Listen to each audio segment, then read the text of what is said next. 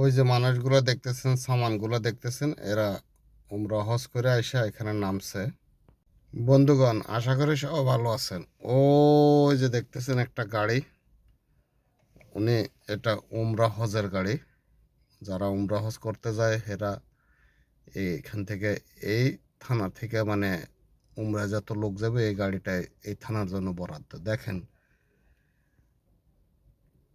এই যে গাড়ির ভিতরে যে মানুষটা বসে আছে, একটু জুম করে নেয়, দেখেন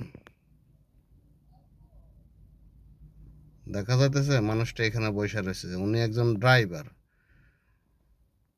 তো উনি বড় ক্লান্ত হইয়া এখানে বসে রয়েছে যে রেস্ট নেওয়ার তেমন একটা সুযোগ নাই।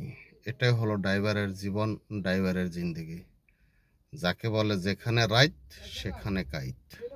উনি এখানে প্যাসেঞ্জার নামাইছে, আজকে এখানে থাকবো, আবার ফজরের আগে আগে এখান থেকে চলে যাব। সব ভালো থাকবেন, আল্লাহ হাফেজ, আসসালামু আলাইকুম ওয়া রাহমাতুল্লাহ।